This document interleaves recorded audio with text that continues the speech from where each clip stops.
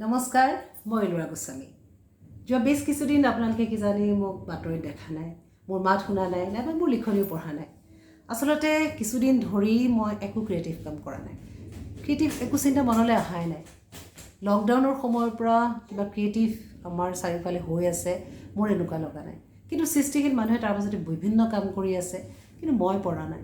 কিজানি ইয়াৰ আগৰ পৰাই যেতিয়া কেব আন্দোলন ষ্টাৰ্ট হৈছিলে, তাৰপিছত কাহ হ'ল, আৰু তাৰ বেছ কিছু আগৰ পৰা NRC প্ৰসংগ, গতিকে গোটেইখিনি এটা জটিল কিছুমান সমস্যা যিবিলাক আমাৰ সৈতে ওতঃপ্ৰোতভাৱে জড়িত। সেই সমস্যাবিলাক লৈ কিবা এটা ক্ৰিয়েটিভ কৰাৰ মোৰ মন নাছিলে। মোৰ কিজানি মন আছিলে ভাল লগা এটা পৰিৱেশ, এডৰা সৰিয়হতলী, ভাল লগা এখন বনাঞ্চল, চৰাই চিৰিকটি, পখিলা, কবিতা, অকণমান পানী, এখন ধাননি পথাৰ, আৰু সেইখিনি অভাৱ বাৰুকৈ বোধ কৰিছিলোঁ। আজি আপোনালোকৰ সন্মুখত অহাৰ এটা অৰ্থ হৈছে মই যোৱা ইমান দিন ধৰি যিহেতু একো ক্ৰিয়েটিভ কাম কৰিব পৰা নাই, আৰু যিসকল ক্ৰিয়েটিভ মানুহ আছে, সৃজনশীল কাম কৰে, তেওঁলোকে জানে আমি যেতিয়া কাম নকৰোঁ, সৃজনশীল কাম কৰিব নোৱাৰোঁ, আমাৰ খুব কষ্ট হয়, এটা ছাফোকেশ্যন ফিল হয়, আৰু সেইটো ফিল মোৰ হৈ আছে।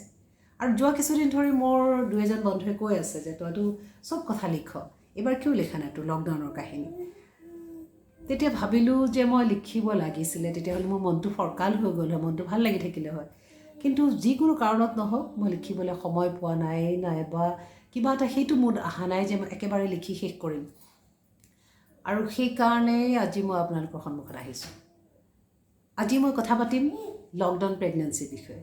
আপোনালোকে অকণমান অনুমান কৰিছে যে লকডাউনৰ সময়ত যিসকল ছোৱালী বা মহিলা সন্তান সম্ভৱা আছিল বা মাক হৈছিলে, মই তেওঁলোকৰ কথা পাতিম, কাৰণ সেইসকলৰ ভিতৰত এগৰাকী ময়ো। কিন্তু লকডাউনৰ কথা আপোনাক বা মোক নতুনকৈ সোঁৱৰাই দিয়াৰ কথা নাই। সমগ্ৰ পৃথিৱীৰ মানৱ সমাজে নিজৰ নিজৰ পৰ্যায়ত বিভিন্ন ধৰণৰ তেওঁলোকে যুঁজ চলাইছিলে, নিজৰ সৈতে নিজৰ চিন্তা, নিজৰ ষ্ট্ৰেছ, নিজৰ অনিশ্চয়তা, ভয়, শংকা সকলোৰে সৈতে যুঁজি বহুতে জয়ী হৈছিলে, কিছুমান হাৰি গৈছিলে। আমি যিসকলক ফ্ৰণ্টলাইন ফাইটাৰ বুলি কওঁ, ডক্টৰ, নাৰ্ছ, চাফাই কৰ্মী, সুৰক্ষা কৰ্মী, আৰু যিসকলে জীৱন বিপন্ন কৰি আনজনক সহায় কৰিবলৈ আগবাঢ়িছিলে, তেওঁলোক কোনো এগৰাকী হোৱাৰ সৌভাগ্য কিন্তু মোৰ হোৱা নাছিলে। কিন্তু তথাপি মই ভাবোঁ লকডাউনৰ সেই জটিল সময়খিনিত এটা জটিল পৰ্যায়, য'ত এগৰাকী নাৰীৰ জীৱনৰ আটাইতকৈ চেঞ্চিটিভ সময়, সন্তান সম্ভৱা হোৱা, মাক হ'বলৈ ওলোৱা সময়খিনিত মই সম্পূৰ্ণৰূপে অকলশৰীয়া হৈ গৈছিলোঁ। হঠাতে লকডাউন হৈ গ'ল, কি কৰিব লাগে মোৰ মগজুৱে একো চিন্তা কৰিব পৰা নাছিলে। তথাপি ধৈৰ্য ধৰিছিলোঁ, কাৰণ আমাৰ প্ৰধানমন্ত্ৰীয়ে যেতিয়া আশ্বাস দিছিলে যে খুব কম দিনৰ ভিতৰতে সকলো ঠিক হৈ যাব, কাৰণ প্ৰধানমন্ত্ৰীকে কোনেও ধৰিব পৰা নাছিল পৃথিৱীৰ যে আচলতে ইয়াৰ ভয়াৱহতা কিমান দিন থাকিব। সকলোৱে আশা কৰিছিলোঁ যে লকডাউনৰ নিচিনা এটা কঠোৰ পদক্ষেপে ইয়াক সুন্দৰকৈ ৰোধ কৰিব আৰু অতি সোনকালে স্বাভাৱিক অৱস্থা ঘূৰি আহিব। কিন্তু সেই অপেক্ষাৰ যেন অন্ত নাছিলে, কাৰণ এখন ৰাজ্যৰ পৰা এখন ৰাজ্যত যদি ট্ৰান্সপৰ্টেশ্যন বন্ধ হৈ যায়, তেতিয়াহ'লে সেই যিটো আহযাহ, অইন নালাগে খাদ্যদ্ৰব্যৰ আহযাহো আমি স্বাভাৱিক অৱস্থাত যিদৰে পাওঁ সেইদৰে পাব নোৱাৰোঁ। সেইকাৰণে প্ৰথম মই কাম কৰিছিলোঁ, মই যিমান পাৰি অন্ততঃ যিখিনি বেছিক খোৱা বস্তু সেইখিনি মই উঠাইছিলোঁ, কাৰণ মোৰ এটাই চিন্তা আছিল যে মোৰ নিজৰ কাৰণে নহয়, মোৰ হ'বলগীয়া সন্তানটোৰ কাৰণে মই জীয়াই থাকিব লাগিব। কিন্তু আপুনি কওক, এই যেতিয়া সন্তান সম্ভৱা হয় এগৰাকী নাৰী, বিভিন্ন ধৰণৰ চেলিব্ৰেশ্যন হয়, 5 মাহত খুৱাবলৈ আহে, 7 মাহত খুৱাবলৈ আহে, 9 মাহত খুৱাবলৈ আহে। ঘৰৰ প্ৰত্যেকেই কয় এইটো কৰ, সেইটো কৰ, এয়া খাবি, এয়া নাখাবি। কেতিয়াবা কয় যে ইয়াতে নবহিবি, এইটো নকৰিবি, ওজন বস্তু নুঠাবি। মোৰ লগত সেইবিলাক একোৱেই হোৱা নাছিলে। আৰু মোৰ নিচিনা কোনোবা আৰু নিশ্চয় আছে পৃথিৱীত যি অকলশৰীয়া হৈ আছিলে। আপুনি 20s হওক, 30sৰ হওক, 40sৰ হওক, ডাজেণ্ট মেটাৰ। আপোনাৰ যদি ফাৰ্ষ্ট প্ৰেগনেঞ্চি হয়, আপোনাৰ কাৰণে একেবাৰে নতুন এক্সাইটমেণ্ট থাকে, ভয় থাকে, কাৰণ আপুনি যদি প্ৰথমবাৰ মাক হ'বলৈ ওলাইছে, ডেটটো আপুনি যদি কোনো পৰিয়ালৰ হওক, বন্ধু হওক, গৰ্ভাৱস্থাত লগত নাছিলে, নাইবা সন্তান হ'বৰ সময়ত আপুনি লগত নাছিলে, তেতিয়াহ'লে আপোনাৰ কাৰণে এভৰিথিং নিউ। গতিকে সেই জটিল সময়খিনি আপুনি প্ৰত্যেকটো পদক্ষেপ ল'বৰ সময়ত আপুনি 10 বাৰ চিন্তা কৰিব লাগিব। আৰু সেইখিনি সময়ত য'ত ক'ৰ পৰা বীজাণু আহিব, ক'ৰ পৰা ভাইৰাছ আহিব, আপুনি কেতিয়া তাৰ কবলত পৰিব পাৰে, এটা শংকা চাৰিওফালে। আমি যদি ৰাষ্ট্ৰীয় স্বাস্থ্য মিছনৰ যদি পুস্তিকাখনকে লওঁ তাততো কোৱা থাকে প্ৰথম মাহতে খাব লাগে, দ্বিতীয় মাহতে, তৃতীয় মাহতে। কিয় খাব লাগে? যে সন্তানৰ যেন সম্পূৰ্ণ পৰিপুষ্টি পায়। কাৰণ একোটি সন্তান দেশৰ সম্পদ, দেশৰ ভৱিষ্যত। কিন্তু হোৱাট এবাউট আছ? আমাৰ সন্তানে কি খাই জন্ম হৈছে? আমাৰ মিনিষ্টাৰেও কৈছে আৰু ক'ব, মই কাকো অভিযোগ কৰা নাই, অভিযোগ কৰাৰ অধিকাৰ আমাৰ নাই। সেই সময়ত ইমান জটিল সময় আছিল, কাক অভিযোগ কৰিম? মানে মনত এটা ক্ষোভ থাকিলে, এটা অভিমান থাকিলে, কাৰ প্ৰতি নাজানো। কিন্তু সেই সময়টোত এনেকুৱা লাগিছিলে যে কোনোৱে নাই, মই বেমাৰ পৰিব নোৱাৰোঁ, অইনহে নালাগে। মই যদি হাই প্ৰেছাৰো হ'লহেঁতেন সেইখিনি মই চেক কৰিবলৈ কোনো নাছিলে। হয়, আপোনালোকে কৈছে যে চিকিৎসা ব্যৱস্থা খোলা থাকিব, ফাৰ্মাচী খোলা থাকিব, কিন্তু আপুনিও কওকচোন ফাৰ্মাচীত মানুহে বিচৰা প্ৰত্যেকটো দৰৱ পাইছিলেনে? চিকিৎসালয়ত যাবৰ কাৰণে আমাৰ ওচৰতে আছিলেনে? আৰু গ্ৰ'চাৰী শ্বপবিলাক যিবিলাক আপোনালোকে খুলিছিলে সেয়া আমাৰ ঘৰৰ ওচৰতে প্ৰত্যেকৰ আছিলেনে?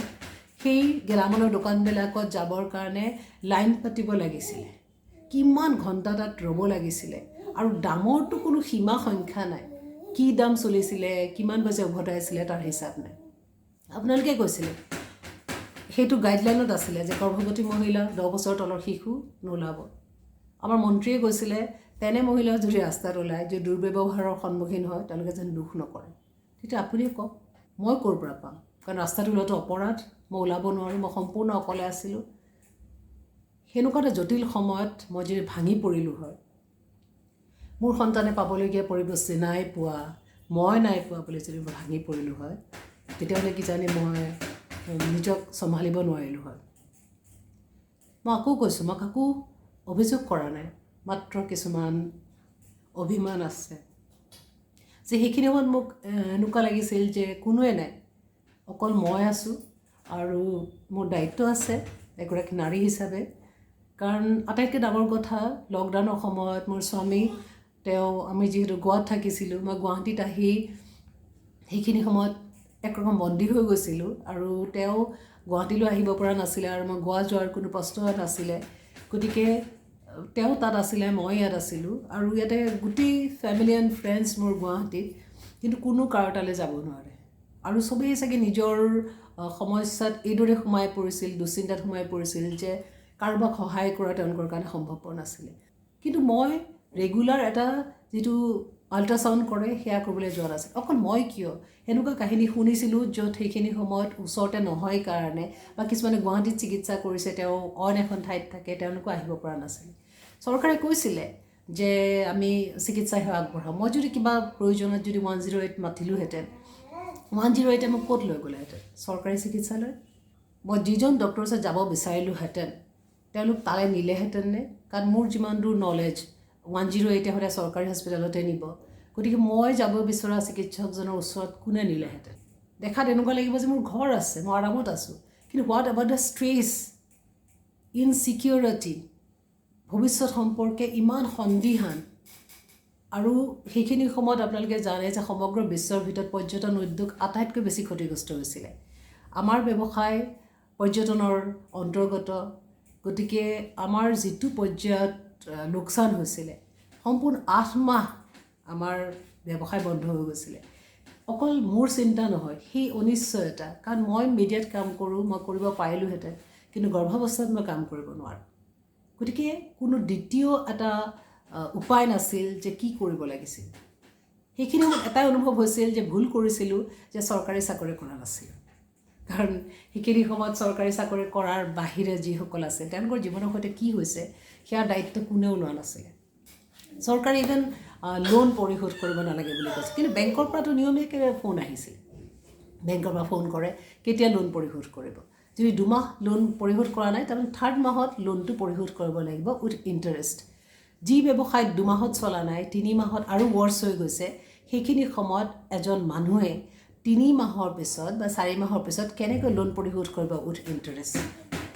সেইকাৰণে বহু লোকৰ সম্পত্তি বিক্ৰী হৈ গ'ল, জীৱন সলনি হৈ গ'ল। কিন্তু সেইখিনি সময়ত আমি হাৰিব নোৱাৰোঁ যিসকল মাক হ'বলৈ ওলাইছিল। ইমান বেছি এটা ষ্ট্ৰেছফুল ছিটুৱেশ্যন। মোৰ হাজবেণ্ড যিয়ে 1 ঘণ্টাও ঘৰত নবহে, এদিনো ছুটি নলয়, সেই মানুহজনে ব্যৱসায় বন্ধ কৰি এটা অকলশৰীয়াকৈ এটা ঘৰত অকলে অকলে যেতিয়া আছিলে, শেষৰ সময়ত এনেকুৱা হৈছিলে মোৰ পিছলৈ যে মই মোৰ কাৰণে বা মোৰ সন্তানৰ কাৰণে এদিনো প্ৰাৰ্থনা কৰিবলৈ সাহস নাছিলে, মই পাহৰি গৈছিলোঁ। আৰু মই মাত্ৰ ভগৱানক এটা কথাই কৈছিলোঁ যেন মোৰ হাজবেণ্ডক শক্তি দিয়া, তেওঁ যেন এই ষ্ট্ৰেছৰ পৰা ওলাব পাৰে, তেওঁ যেন নিজক চম্ভালিব পাৰে। কেতিয়াবা হয় কি, আপুনি নিজৰ ওপৰত বহুত বিশ্বাস থাকে, আপুনি ভাবে যে যিকোনো ছিটুৱেশ্যনত আপুনি টেকেল কৰিব পাৰে, কিন্তু বেলেগৰ ওপৰত নাথাকে। মই ভাবিছিলোঁ মোৰ বহুত ইনাৰ পাৱাৰ আছে, মই পাৰিম, কিন্তু আচলতে হাজবেণ্ডৰ আছেনে নাই মই নাজানিছিলোঁ। কিন্তু হি হেজ অলছ' প্ৰুভ যে তেওঁৰো আছিলে। মানে সেইখিনি সময়ত মই আমাৰ গোৱাত থকা বন্ধু, তেওঁৰ খুব ক্ল'জ ফ্ৰেণ্ড, তেওঁলোকক মই ফোন কৰি প্ৰায় খবৰ লৈছিলোঁ আৰু মই কৈছিলোঁ যে তেওঁৰ যেন খবৰ লয়, যেন ভাঙি নপৰে। আটাইতকৈ ডিপ্ৰেশ্যনৰ সময় আহিছিলে যেতিয়া সুশান্ত সিং ৰাজপুতৰ আত্মহত্যাৰ খবৰটো আহিছিলে। এক প্ৰকাৰ ভাঙি গৈছিলোঁ, কাৰণ সেই খবৰটোৱে গোটেই অলৰেডি এটা ষ্ট্ৰেছত থকা ভাৰতখনক বা আমাৰ যিখিনি মানুহে সুশান্ত সিং ৰাজপুতক জানিছিলে তেওঁলোক খুব বেয়াকৈ ভাঙি পৰিছিলে। আৰু সেইখিনি সময়ত আমাৰ ধৈৰ্য বান্ধ ছিঙি যোৱাৰ নিচিনা হৈছিলে, যেন ক'ৰবাত ভুল হৈ যাব, কোনোবাই কিবা ভুল কৰিব। গতিকে সেই সময়খিনিত মই ভাবোঁ যে মেণ্টেলি ছাপৰ্ট দিবলৈ, ইম'চনেল ছাপৰ্ট দিবলৈ মানুহৰ প্ৰয়োজন আছিলে। এতিয়া আপোনাৰ লগত কথা পাতিলে বহুত পাৰ্চনেল যেন লাগিব, কিন্তু মই ভাবোঁ যে আমাৰ প্ৰত্যেকৰে কাহিনী এখন উপন্যাসতকৈ কম নহয়। আৰু সেই কাহিনী নোকোৱাকৈ যদি এজন মানুহ পৃথিৱীৰ পৰা গুচি যায়, তাতকৈ বেটাৰ যেতিয়া মনত কিবা এটা অভিমান থাকে, কিবা থাকে, খুলি ক'ব লাগে। সেইখিনি সময়ত মোৰ আটাইতকৈ দায়িত্ব পালন কৰিছিলে সেই লকডাউনৰ মাজত ইমান বাধা বিঘিনি নেওচি, যিয়ে মোক প্ৰত্যেকটো কথাতে সহায় কৰিছিলে, সেয়া মোৰ ভিনদেউ। বাটো আহিব নোৱাৰে, ভিনদেউ নিৰাপত্তাৰক্ষী পুলিচৰ গালি খায়ো তেওঁ যেনেকৈ নহওক মোৰ এভৰিডে নিডৰ যিমান প্ৰয়োজন আছিলে সেইবিলাক তেওঁ আনি দিয়া কাম কৰিছিলে। এদিনীয়াকৈ আপুনি কাৰোবাক সহায় কৰিব পাৰে, আপোনাক গাড়ীখন খুজিছোঁ আপুনি কেতিয়াবা দিব, নাইবা আপোনাক কিবা এটা বস্তু বিচাৰিছোঁ আপুনি দিব।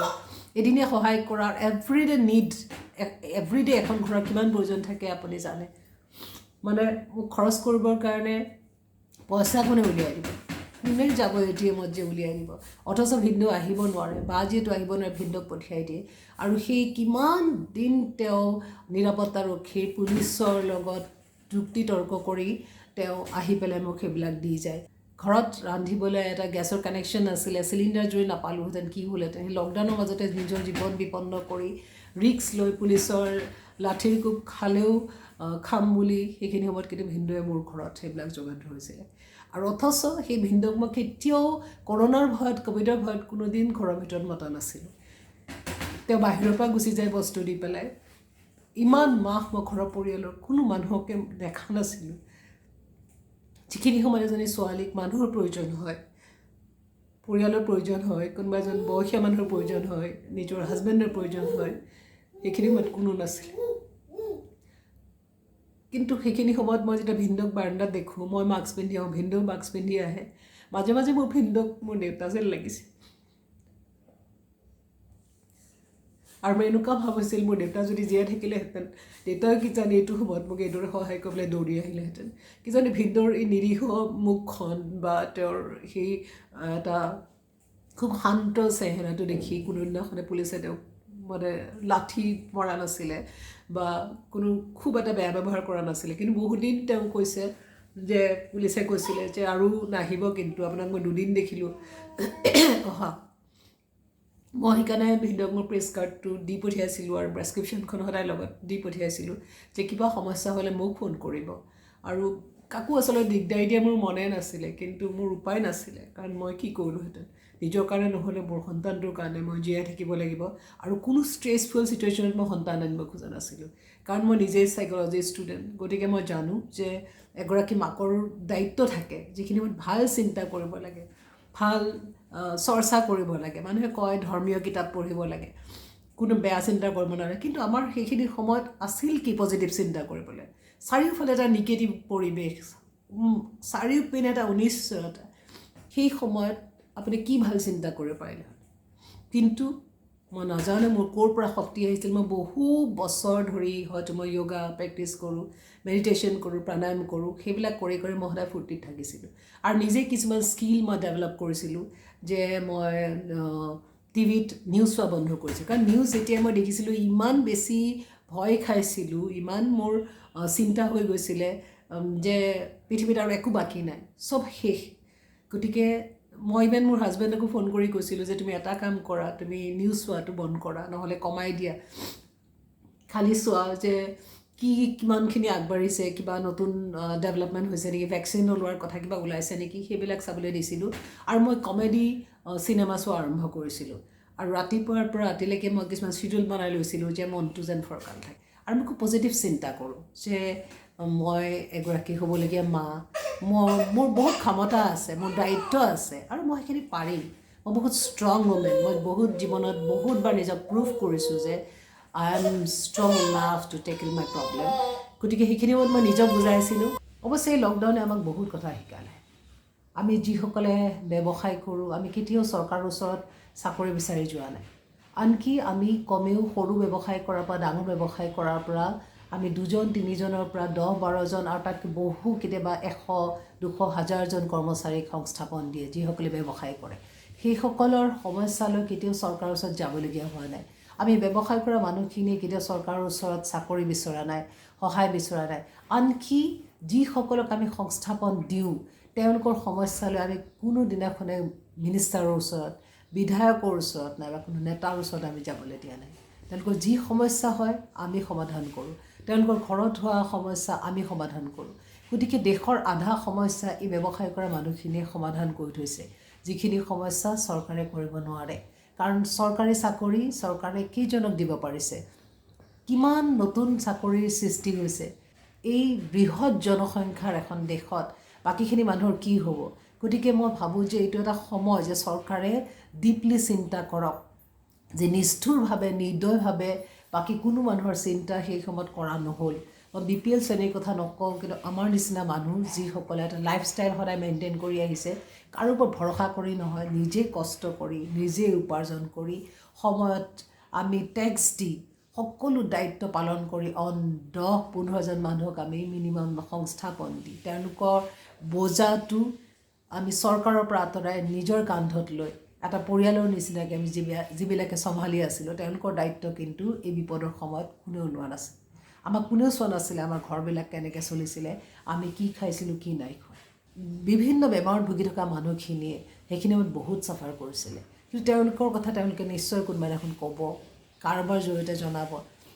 মই আজি প্ৰতিনিধিত্ব কৰিছোঁ সেইসকল নাৰী মহিলাক যি সেইখিনি সময়ত ইমান এটা জটিল সময়ত সন্তানৰ মাক হ'বলৈ ওলাইছিলে সেই সমস্যাবিলাক নিজে সমাধান কৰিছিলে আৰু যেতিয়া অকলে আপুনি থাকিব সেইখিনি সময়ত মোৰ ওচৰত এগৰাকী সহায়কাৰী মহিলা আছিলে কিন্তু এভৰিথিং নিজে মেনেজ কৰা কিন্তু এই লকডাউনে মোক বহুত কথা শিকালে কেতিয়াবা মই ধন্যবাদ দিওঁ যে জীৱনটো নতুনকৈ চাবলৈ শিকিলে আৰু মানুহ জানিবলৈ শিকালে আৰু প্ৰকৃতিক আৰু বেছি ভাল পাবলৈ শিকালে আৰু শিকালে আমি মানুহবিলাক পৃথিৱীত আৱৰ্জনাৰ বাহিৰে একো নহয় আমাৰ কোনো প্ৰয়োজন নাই পৃথিৱীত আৰু প্ৰকৃতিৰ ওচৰত আমাৰ কোনো মূল্যই নাই আমাৰ কোনো অৰ্থ নাই যদি আমি প্ৰকৃতিক সংৰক্ষণ কৰিছোঁ তেতিয়া বেলেগ কথা কিন্তু আমি ঠাই বন্ধ কৰিছোঁ পৃথিৱীখন জীৱ জন্তুৰ বাবে চৰাই চিৰিকটিৰ বাবে গছ গছনিৰ বাবে আৰু এটা কথা কিছুমান নতুন সম্পৰ্ক মোৰ জীৱনলৈ আহিলে প্ৰথমে মই ক'ম এখন ফাৰ্মাচী স্বত্বাধিকাৰী যিয়ে কেব আন্দোলনৰ সময়ত যেতিয়া কাৰফিউ হৈছিলে সেইখিনি সময়ত মোক চিনি নোপোৱাকৈ মোৰ বিষয়ে নজনাকৈ মোৰ তালৈ তেওঁ মেডিচিন পঠিয়াই দিছিলে আৰু মোৰ হাতত কেছ মানি নাছিল কাৰণে সেইখিনি সময়ত মই তেওঁক চেকত পে'মেণ্ট কৰিছিলোঁ একো নাজানা অচিনাকি মানুহ এজনে কিমান বিশ্বাসত মোৰ চেক গ্ৰহণ কৰিছিলে পিছৰ সময়তো তেওঁ ডিছকাউণ্ট দি পেলাই মোৰ ঘৰত মেডিচিন পঠিয়ায় আৰু তাৰ বাহিৰে 2এটা সম্পৰ্ক মোৰ নতুনকৈ চিনাকি হোৱা মোৰ ওচৰৰ দাদা বৌ মোৰ লকডাউনৰ মাজতে মোৰ মামী শাহুৱে এখন দোকান খুলি মোৰ কাৰণে মেটাৰ্নিটি নাইটি আৰু মোৰ হ'বলগীয়া সন্তানৰ কাৰণে আগতীয়াকৈ কিছু কাপোৰ আনি দিছিলে সেইখিনি নোহোৱা হ'লে মই চলিব নোৱাৰিলোঁ হয় আৰু কেইজনমান নতুন ভাইটি যাক কোনো দিনাখন মই চিনি পোৱা নাছিলোঁ মোক তেওঁলোকে নাজানিছিলে পিছত তেওঁলোকে চিনাকি হৈছিলে সেই ভাইটিকেইজন মোৰ ঘৰত আহি পেলাই মেডিচিন দি যোৱা, মোৰ কাৰণে চিন্তা কৰা এজন উবাৰ চালক। তেওঁ লকডাউনৰ আগতে এদিন মই ডক্টৰ তালৈ গৈছিলোঁ। তেওঁ মোক কৈছিলে যে ভণ্টি, মই তোমাৰ সম্প্ৰদায়ৰ নহয়, কিন্তু মোক যদি তুমি দাদা বুলি ভাবা, এইখিনি সময়ত তুমি যদি অকলে আছা, মানুহৰ দৰকাৰ হ'ব। কেতিয়াবা যদি ৰাতি বিয়লিও দৰকাৰ হয়, মই আৰু মোৰ ৱাইফ তোমাৰ ওচৰত আহিম। আমাৰ অঞ্চলৰ মানুহে আমাক জানে যে আমি মানুহক সহায় কৰোঁ, গতিকে তোমাৰ যদি কিবা অসুবিধা হয় তুমি কিন্তু চিন্তা নকৰিবা। সেইবিলাক সম্পৰ্কই মোক ৰিচ কৰিছিলে। মোক TT ইনজেকশ্যন দিবলৈ অহা মোৰ ভণ্টিজনী, মোৰ ঘৰৰ পৰা ব্লাড কালেক্ট কৰিবলৈ অহা মোৰ দাদাজন, আৰু সেই ভাইটিকেইটা ফাৰ্মাচী, যিয়ে ইমান এটা ভয়ৰ সময়ত, শংকাৰ সময়ত, ইমান ব্যস্ততাৰ সময়ত সিহঁতি মোৰ তাত গধূলিকৈ হ'লেও দেৰিকৈ হ'লেও মেডিচিন দিবলৈ আহে আৰু মোৰ খবৰ ৰাখে নিয়মীয়াকৈ মই ভালে আছোঁ নে নাই। সেইখিনি সময়ত মোক প্ৰেক্টিকেলি কোনোবাই সহায় কৰাটো মোৰ কিমান প্ৰয়োজন আছিল মই বুজাব নোৱাৰোঁ। সেই সম্পৰ্কবিলাক চিৰদিন মোৰ লগত থাকিব, আৰু তোমালোকৰ এই বাইদেউ জীয়াই থকালৈকে তোমালোকৰ ওচৰত চিৰকৃতজ্ঞ হৈ থাকিব, আৰু মোৰ হৃদয়ত তোমালোকৰ স্থান সদায় বহুত বহুত বহুত ওপৰত থাকিব। অইনহে নালাগে, আনকি মোৰ কেঁচুৱাটো হ'বৰ সময়তো মোৰ ওচৰত কোনো নাছিলে। মাত্ৰ বা ভিন্দু আহিছিলে, মোৰ মামা শহুৰ আৰু মামী শাহু, কিন্তু সন্তানৰ ওচৰত কোনো যোৱা নাছিলে বা মোৰ ওচৰলৈ কোনো অহা নাছিলে আমাৰ ভয়তে। বাকী কোনো নাছিলে। আইতাকে দেখা নাই, পৰিয়ালৰ মানুহে দেখা নাই, মোৰ স্বামী অহা নাছিলে, আহিব পৰা নাছিলে মোৰ সন্তান হোৱাৰ সময়ত। মোৰ সন্তানে যিখিনি মৰম আদৰ পাব লাগিছিলে কাৰো পৰা পোৱা নাছিলে। মোৰ সন্তানো অকলশৰীয়াকৈ ডাঙৰ হৈছে, কাৰণ ক'ভিডৰ চিন্তা, তাৰ আশংকাৰ ভয়ত, ভাইৰাছ সংক্ৰমণৰ ভয়ত সাৱধানতা মই বহু দিনলৈ পালন কৰিছোঁ, আৰু দেখিছোঁ এতিয়াও ক'ভিড যোৱা নাই, আকৌ নতুন ৰূপত ক'ভিড আহিছে। গতিকে মোৰ অতি সাৱধানতা, এই শংকা, আৰু মই মানুহৰ পৰা যিটো আঁতৰি আছিলোঁ, সেই কথাবিলাকে কিন্তু মোক বহু সম্পৰ্কৰ পৰা আঁতৰাই আনিলে। মোক অনেকে ভুল বুজিলে। কিছুমান অতি মূল্যৱান মই ভালপোৱা মানুহ মোৰ জীৱনৰ পৰা আঁতৰি গ'ল, কাৰণ মই খুব বেছি সাৱধানতা অৱলম্বন কৰিছিলোঁ, আৰু হ'বলগীয়া সন্তানটোৰ খাতিৰত মই মানুহৰ পৰা আঁতৰি আছিলোঁ। নহ'লে কোন মানুহে মানুহ ওচৰত নিবিচাৰিব এইখিনি সময়ত। মোৰো মন গৈছিলে কোনোবাই মোক সাৱটি ধৰি মৰম কৰক, কোনোবাই মোৰ চুই মৰম কৰক, কোনোবাই মোক আদৰ কৰক, কিন্তু মই নিষ্ঠুৰভাৱে নিজক আঁতৰাই আনিছিলোঁ একমাত্ৰ মোৰ হ'বলগীয়া সন্তানটোৰ খাতিৰত। ভাবিছিলোঁ সময় ঠিক হ'ব, কিন্তু এতিয়াও ক'ভিড আমাৰ মাজৰ পৰা যোৱা নাই, আৰু আমাৰ অসাৱধানতাই আমাৰ কিমান ধৰণৰ বিপদ ঘটাব পাৰে তাৰ প্ৰমাণ আমি আশে পাশে পাই আছোঁ। আমাৰ মাজৰ পৰা অকালতে বহু লোক COVID-19ৰ কাৰণে আঁতৰি গৈছে। সেই সকলোবিলাক কথা মনত ৰাখিব লাগে, আৰু এই যিখন যুঁজ আমি প্ৰত্যেকে যুঁজিলোঁ, সেই যুঁজে যদি আমাক ভাল মানুহ হ'বলৈ শিকায়, জীৱনত নতুন কিবা এটা শিকায়, তেতিয়াহ'লে আমি ভাবিম যে ক'ভিডৰ এই লকডাউন বা এই জটিল সময়খিনি আমাৰ জীৱনৰ নতুন শিক্ষা হ'ব। মই মানুহ ভাল পাওঁ, মই সম্পৰ্ক ভাল পাওঁ, মই মৰম ভাল পাওঁ, আৰু পৃথিৱীৰ প্ৰত্যেককে সুখী হৈ থকাটো বিচাৰোঁ। মোৰ আশে পাশে থকা প্ৰত্যেকটো পৰিৱেশ মই ধুনীয়া হৈ থকাটো বিচাৰোঁ, চবেই হাঁহি থকাটো বিচাৰোঁ, আৰু সেইকাৰণে মই নিজে সুখী হৈ থাকিবলৈ বিচাৰোঁ। লকডাউনৰ সময়খিনিত আৰু বহু কথা শিকালে। বহু শিক্ষিত ল'ৰা ছোৱালীয়ে নিজৰ চাকৰি বাদ দি, নাইবা খুব ভাল লোভনীয় কাম বাদ দি কিছুমান ভাল ভাল খেতি কৰিবলৈ লৈছিলে। সেইবিলাক দেখিলে খুব ভাল লাগে। কোনোবাই খেতি কৰা দেখিলে ইমান ভাল লাগে। সেই ল'ৰা ছোৱালীখিনিয়ে এতিয়া কি শিকিলে? তেওঁলোক যি ভয়ংকৰ লোকচানৰ সন্মুখীন হ'ল, তেওঁলোকে যি এটা ভাঙি পৰিলে এতিয়া, তাৰপিছত আৰু কিমান পঢ়া শুনা কৰা ল'ৰা ছোৱালীয়ে পথাৰলৈ যাব, সেই সম্পৰ্কত সন্দেহ আছে। সেইখিনি সময়ত এনেকুৱা লাগিছিল যেন স্বাস্থ্য বিভাগৰ বাহিৰে আন প্ৰত্যেকটো বিভাগ শুই আছে। আটাইতকৈ দুখ লগাকৈ চকুত পৰিছিলে আমাৰ কৃষি বিভাগ আৰু যোগান বিভাগৰ যিটো কোঅৰ্ডিনেশ্যনৰ অভাৱ, সমন্বয়ৰ অভাৱ। সেইখিনি সময়ত যিটো কৃষি বিভাগ আৰু যোগান বিভাগে মিলা মিছাৰে কাম কৰিলেহেঁতেন, এই যে খেতিবিলাক নষ্ট হৈ গৈছে, খেতিয়কে মূৰে কপালে হাত দিছে, খাবলৈ চিন্তা কৰিব লগা হৈছে, আৰু সেই পাচলি, সেই শাক পাচলিৰ কাৰণে আমিবিলাকে হাবাথুৰি খাবলগীয়া হৈছিলে, সেই পৰিৱেশটো নহ'লহেঁতেন। সেইবিলাক শাক পাচলি আমাৰ ওচৰলৈ আহি পালেহেঁতেন, আৰু কৃষকেও তাৰ উচিত মূল্য পালেহেঁতেন। আৰু এটা কথা ঠিক, আজি মই ইণ্টাৰনেশ্যনেল ৱমেন্স ডে, আন্তৰ্জাতিক নাৰী দিৱস 2021 চনৰ মই নিজৰ কাৰণে আৰু সেইসকল নাৰীৰ কাৰণে চেলিব্ৰেট কৰিছোঁ, যিয়ে এই লকডাউনৰ সময়ত সাহসেৰে মাক হৈছে, আৰু নহ'লে সন্তান সম্ভৱ আছিলে, যিসকল অকলে আছিলে তেওঁলোকৰ কাৰণে। আৰু মই দেখিছিলোঁ মাইগ্ৰেট কৰা বহু মহিলা, তেওঁলোক গৰ্ভৱতী আছিলে, কাৰোবাৰ ঘৰ নাছিলে, কাৰোবাৰ খাবলৈ নাছিলে, কোনোবাই ৰাস্তাতে সন্তান জন্ম দিছিলে, সেই সকলোকে মই চেলিউট কৰিছোঁ। আজি বহু দিনৰ পিছত আপোনালোকৰ সৈতে কথা পাতিছোঁ। আৰু কেতিয়াবা কিবা কথা পাতিবলৈ মন গ'লে অচিৰে আহিম আৰু কথা পাতিম। তেতিয়ালৈকে অপেক্ষা কৰিব। নমস্কাৰ।